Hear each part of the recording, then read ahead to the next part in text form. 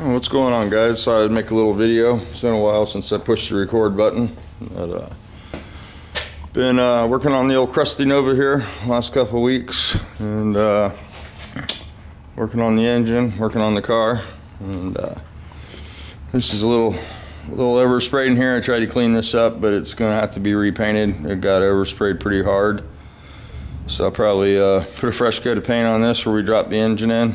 I got to get the mounts bolted up in here, and done absolutely nothing to the master cylinder yet. Did buy a master cylinder, haven't plumbed it or started running any lines. I figured I'd get the motor in and then do that.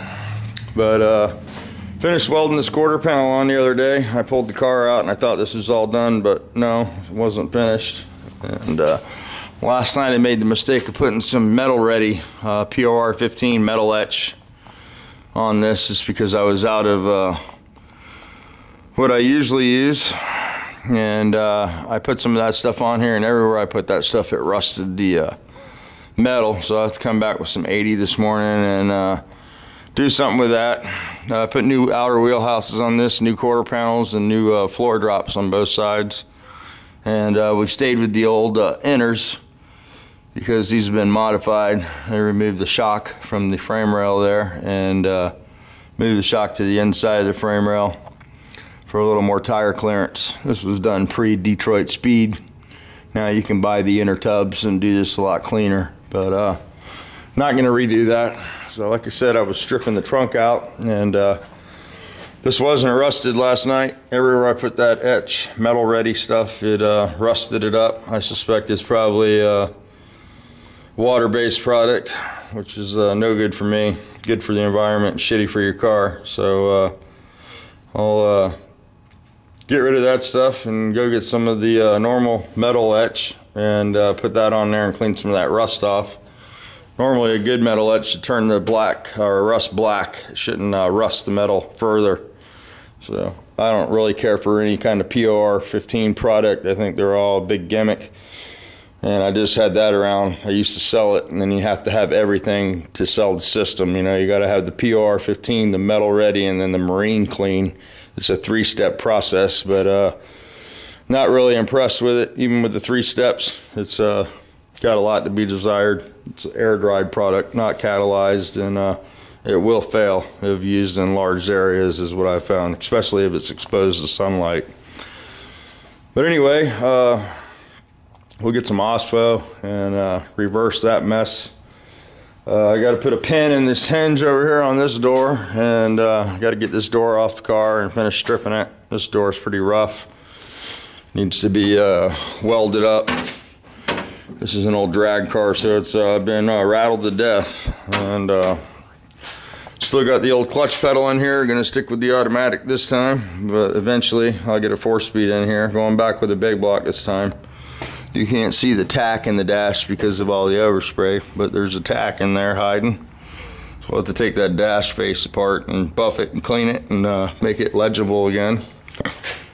This car's been sitting for 10, 15 years, not 10 years now since it's run, maybe 15, I don't know, maybe longer. Got the motor most of the way finished over here. Got the front cover on it, the aftermarket SFI balancer on there, the March pulley. Got the mounts on there, got the oil pan bolted up. I had 3 different intakes on here, gasket match, actually 3 manifolds, and I'm going to probably end up using this Edelbrock.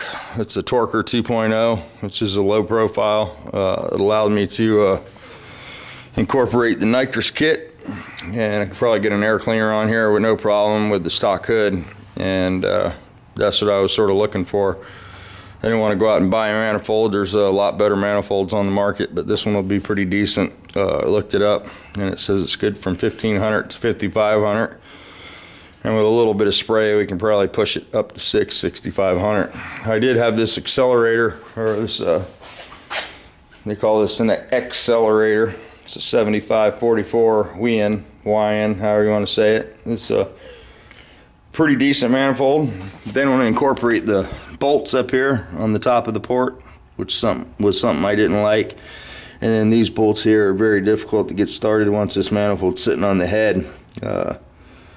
You got to shorten these bolts pretty short to get them in here, because it's real tight against the wall, and the angle here, it makes it difficult. Anyway, here's a port match 3 of these. The Edelbrock was the best on the port alignment, and that's what we'll probably end up going with. I have to still paint the cylinder heads and finish this up. Been doing it a little at a time. Here's our valve covers. We cut the tops off of, they used to say Earson. We machined those down and then hit them with a DA and gave them this finish. They look pretty decent. I might paint those, I don't know yet. The only problem with these valve covers, I got them for free, but somebody installed the breathers on the wrong side of the valve cover. They should be at the top, not the bottom. And that might cause an issue, I don't know yet. And this one's awful close to the bolt hole here. That's going to be a issue with clearance, but we'll make that the fill hole. And it's got a hole on the other side over there too, so we'll be able to have 2 breathers and a fill hole. I don't run the PVC valve or anything like that, so we should be good there. Other than that, not a whole lot's been going on. I've been talking to a couple of you guys. Some of you guys have been helping me with the Nova, some technical stuff. I appreciate it. And got some materials the other day to start working on some of this stuff body-wise. I've been just doing other stuff. And got some of these lights. I don't know if I showed you guys these. Noel gave these to me for my bus. We're going to take these apart and paint them with some orange candy. These are LED, 12 volt. And I was going to put these in the bus, tint them with some orange candy so it has a little ambiance there, you know, so it doesn't look blano. But anyway, that's what's going on. Han's been working out here more than me, and still got the convertible sitting there. Probably get on that after the holidays. I don't want to work on that and have to deal with the money issue during the holidays. I'll just address that the first of the year. But that's what's been going on. Still haven't built this Volkswagen motor. It's got all kinds of stuff piled on top of it now. But I had a set of cylinder heads here that I ported. These are some brand new Focos 040s. I thought I'd give these a try. They're made in the USA. They're, you know, alternative to the Chinese head, and they talk really big story about them there when you go to their website. They're score legal, and they make you want to buy them and try them. And I bought a set for Noel's brother for his bus. They are solid combustion chamber design there, so if you're cutting it open for bigger cylinders, there's a lot of meat there. However, after doing about 16 hours of port work to these, and radius in the seats, doing a nice valve job and everything, when I went to pull the drivers out from the valve job, the 2 intake valves came out, and that's never good. That's real shitty quality. I don't like that kind, and I have a hard time putting that onto a customer's car, so more than likely these will have to end up on some sort of a shop mule and be tested and abused, and see if the seats and everything else falls out of them too, before I'll use them on a customer job. So that's where we're at. I did do another set of heads down here. They need some exhaust studs and stuff put in, and I had to report another set of heads, and I've got those there. I've got the valve job done on them, and I need to just put those together and assemble this motor. Don't know if they're going to buy it or not. They haven't showed a whole lot of interest in it, so I have been reluctant to assemble it, because I don't like to have motors just sitting around. I like to build them as people need them, not build them to put them on the shelf and look at them. But I've already invested quite a bit of money to build it. I bought the bearings, the lifters, the camshaft, the cam gear, the hardware kit, you know, everything that you have to have, the oil pump, the gas kit, the push rod tubes, all that stuff, and it's just sitting here. So gonna clean this bench off and get to that, and I'll turn the camera on when I do that, because you guys seem to like those videos. But yeah, so that's what's going on. Still waiting for exhaust valves on the heads for the 2110 over here. Got those, got this one head cut, cut the exhaust and the intake seats, slapped them in. They look really nice. That should be a really nice motor. Should make really good power, probably up in the 200 horse, somewhere in there, close to it. So it should move the bus or car or whatever I put it in pretty decent. So that's what's going on. Let me turn this camera around, say hello, and really go over a few things with you guys. You know, there's been sort of a shortage of videos the last few months, and the reason is because I've been going through some medical stuff, and a lot of you guys don't want to hear about the medical stuff, so I don't really choose to put those videos up. Some of you guys are my friends, and you ask about it, and you want updates and stuff like that. So a lot of you guys know I had neck surgery, and basically, get the camera situated here. What happened was I had neck surgery about a year and a half ago, 2 years now, and I continue to have a lot of pain from the surgery, a lot of muscle issues. They actually went through the back of my neck and cut through all the muscle tissue back there, and traditionally they go through the front of your neck for surgery on your neck. However, this is a new procedure. It was supposed to be an FDA study, and it was supposed to be the next greatest thing, next to a neck fusion. And I had some symptoms. I went to the doctors, and I had lower mid-back pain. I've had back problems for a while now, and I finally decided that I had my quality of life. It got so bad that I would get my mid-back fixed, and I went to the doctors to get the mid-back fixed. They'd always do x-rays and MRIs, and they found out that my neck, he said my neck was fractured in 3 places, and probably from a previous explosion that I had when I had a wheel explode on me. And that about killed me, and they were really spending their time trying to keep me alive and reattach my arm. They weren't really looking at my neck, and I really couldn't communicate that the tire hit me in the head either. I was in no shape for months. But besides all that, I took his word for it. I went ahead and got the neck surgery done, hoping that it would improve the quality of life, and it's been sort of a downhill spiral ever since. I had a lot of pain after the surgery, and about 3 months after the surgery, some of the hardware started coming loose and falling out, and the doctor got quite irate with me, told me I was way too active, and I didn't follow the procedures after the surgery to allow myself to heal. And that's what caused the hardware to fail, and they wanted to go back in at the 3-month point and fix it, tighten it up, put thicker Kevlar rope in there, and bigger anchors is what they called it. And I was sort of reluctant to get that done because it was a hard surgery for me. I'm not going to lie. A lot of you guys were there when I went through that, and it was pretty difficult. Not only for me, but for my family, because my wife, you know, you always have to have somebody that takes care of you after something like that. And for me, that was my wife. I don't have insurance to pay for after surgery care or anything like that, so she's always been there to pick up the pieces, and it was a little difficult. So I've been trying to get it resolved and find somebody that will fix the neck. I was sort of reluctant to go back to the guy that fixed it the first time because I wasn't happy with their results, and he became more and more unpleasant when I would go for doctor visits, and eventually just discharged me to a pain clinic at the hospital, and was done basically.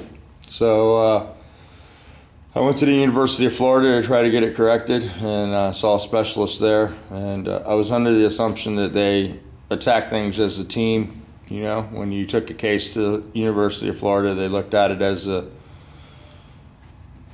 group, but they don't do it that way. They'll assign it to one doctor, and he'll decide whether he wants to take the case or not. And being a teaching hospital, they're not liable for any kind of lawsuit or anything like that, so that's why I had to go that avenue. I have to go to somebody that teaches or is a teaching facility, because nobody wants to be involved in this kind of deal, you know, something that they've never seen before. So what ended up happening was I got the surgery, and come to find out it wasn't an FDA study. All the paperwork the guy had me fill out was sort of bogus. he applied for the grant to get the surgery approved or to have a trial period, and they turned him down. And he was so confident that it was a great idea that he went ahead and started doing surgery on people and started putting the hardware in that wasn't approved. And actual hardware that he used is for shoulder surgery, not neck surgery. And that's how they eventually caught on to it. Their practice doesn't do shoulder surgery, but they kept buying hardware for shoulder repairs. They were putting that hardware in people's necks, and come to find out that's why it failed. It's not heavy enough, and it's not really made for that kind of stress. So now it's fallen out, and the doctor that did it has since been fired. There's a big lawsuit going on now, and anytime there's a lawsuit, you know, people pick your life apart and want to make it your fault. And so I know that there's going to be a lawyer somewhere that sits in a room, or a legal, paralegal, and they'll watch every video that vwdarrin ever made and try to find the reason why the neck surgery failed. But the bottom line is that it's not that I don't have good days and I don't have bad days, and it's not that, you know, if you have neck surgery you have to expect repercussions and pain after the surgery. I understand all that. The problem here is that it wasn't a accepted repair. It's if you're in the body business, if you have a shop, you know, the OEM standard is what you live by. If you repair a car and you don't use the OEM standard, you leave yourself open for a lawsuit. If the car's involved in an accident or somebody new buys a car and doesn't like to repair or doesn't like the way you did things, they can sue you. And if you go to court and say, hey man, I've been doing this for 30 years and I do it the way I want to do it, and that's the right way, that doesn't stand up in court anymore. There's what they call the OEM standard. Now, of course, that doesn't apply to restoration work, but any new car that you wreck or have a loss in, there is an OEM standard on how to repair that damage. And doctors are held to the same standard. And the OEM standard wasn't followed, and they didn't use the right equipment in there. So now I have 3 ruptured discs in my neck, and they ruptured into the spinal cord. And what happens when they go into the spinal canal is your cord is in a tube that's full of fluid around the cord, and that fluid protects the cord. And when the discs blow out, they blow into the cord and they push against that tube, and it pushes all the fluid to one side of that tube. And that's why I get the paralysis in my face and my arms and stuff now. It's when my body swells up inside, it inflames that tube and pushes on my cord and gives me problems. The new doctor wants me to do some therapy. I can't really afford that right now. It's December. Both my girls have birthdays in December. We have Christmas. And your family is the first thing that suffers when you get injured and don't have the proper insurance, or you don't recover. When you don't go back to work, the paychecks don't come in, and you live off what you saved and accumulated while you were working. And that only lasts for so long. That's where I'm at now. I need to go back to work desperately, and I need to find a job. It's very hard to find a job with the medical history I have, and it's hard to find somebody that'll overlook that and give me a chance. I don't know if I'll ever have a quality job anymore. That's why I tell some of the guys that complain about working a lot of hours and, you know, the job's a grind. Enjoy the grind while you got it, because it doesn't always last. One day you'll be setting the world on fire, and the next day you can be not doing anything. And that's where I'm finding myself now. So they're gonna have to go back in through the front of my neck, and they're gonna go through the front. They're not gonna take any of the hardware out of the back. They're gonna leave it in there, falling out, whatever. The bone will basically encapsulate that and grow over it. Apparently the hardware is pretty much non-effective. It does nothing. And when they go through the front, they'll fix those discs and relieve the pressure on the spinal canal, and I should be better. This doctor is talking about rehabilitation and maybe going back to work, either being retrained to do something, or maybe trying to get back into my old profession, doing it at a light pace. I don't know. I've never worked at a light pace before. I've always been sort of heavy hit guy when I was at Toyota. I had just left Toyota when this accident happened. I've been at Toyota for 3 years, and I was a hard hit technician there. I basically did heavy hits, a lot of frame machine, a lot of up and down, a lot of abuse on your body when you're a body man. And I really enjoyed working at Toyota.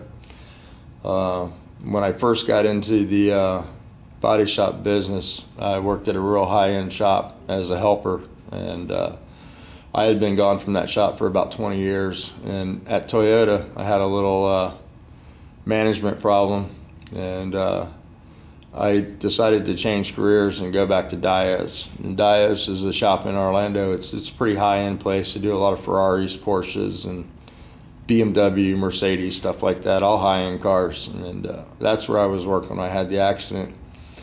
And I really enjoyed that job. I don't know if I'd be able to go back there. I might talk to him if I can get released to go back to work. The hours were good there, and the way they break the work up was real nice. They've got mechanics, and it's a pretty good setup there. But anyway, I don't know if that's a pipe dream or not. I'm looking forward to getting through the surgery, trying to put this behind me, maybe go back to work and become productive again, a productive part of society. I don't feel very productive anymore. And I've been fighting off depression, so it's been hard to make videos. I thought I'd go ahead and turn the camera on and tell you what's going on, where I'm at, and what's happening in my life, you know. Anytime lawyers get involved, it's never going to be fun. So the next thing coming up will be depositions. You know, they're going to give me in a little room and they'll ask me a million questions. And the bottom line is the hardware's not approved. It doesn't matter how many questions you ask, and you can't use a wood screw and a piece of metal, you know. And basically that's what it boils down to. So hopefully this video didn't bore you, and you know what's going on now, and that's why things are slow. That's why I haven't been doing a lot of videos, and I just don't get it in the shop a whole lot. I've been trying to clean up out here when I come out here and stuff like that. Getting those wood tools moved around is cool, and having this Nova in one piece will be cool too. So hopefully this won't be too hard to clean up back here. I wasn't looking forward to seeing this morning, all that rust. But nothing some 80 grit and the DA won't take care of. Did get the exhaust laid out here, got it under the car. Picked up a cross member there for the Turbo 400. Going from a 350 with a brake in here to a Turbo 400. Sort of changing it up for the street. Got a nice exhaust system here. And I think that's 4-inch. Yeah, it's 4-inch. 4-inch Flowmasters. I'll probably go all the way to the bumper. Be right to the axle at first, and then I got to bend some pipes up for the to go over the rear end. I used to have some really nice ones that went over the rear end and went right through there between the frame rail and the floor drop.